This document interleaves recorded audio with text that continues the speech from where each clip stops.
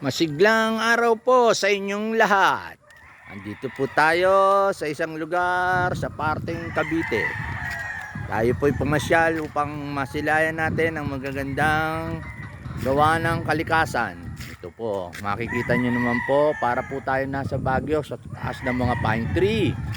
Napakasarap ng simoy ng hangin. Talaga nga naman ibang nagagawa ng ating kalikasan, lalo na kung may pagmamahal sa kalikasan. Tingnan nyo itong lugar na to, makikita nyo itong lugar na to ay may pagmamahal sa kalikasan. Punong-puno ng puno at mawawala talaga ang mga problema mo habang ikaw tumitingin sa napakagandang, napakaberdeng Bermuda grass o damuhan. Nakikita mong puno ng buko.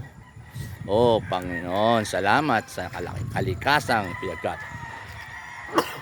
Salamat. Opo, tingnan nyo naman, para tayong nasa Baguio habang tayo naglalakad. Tingnan natin ang paligid. Oh, napakasarap tingnan. Napakaaliwalas, nakakawala ng problema.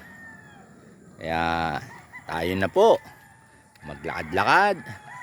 Ang paglalakad po ay napakalaking benepisyo sa ating kalusugan. Dahil ang paglalakad ay nakakawala ng stress, nakakawala ng pagod. Dahil ang paglalakad ay isang simpleng pagre-relax ng ating puso at isipan.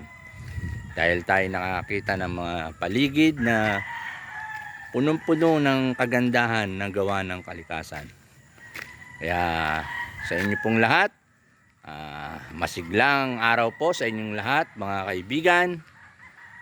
Muli, tayo po ay papasyal sa ibang lugar para makakita at makarelax ng ating pag-iisip sa mga tanawing magagandang nandito sa ating Pilipinas, bansang minamahal na Pilipinas. Muli, masiglang araw po. Salamat po sa inyong lahat.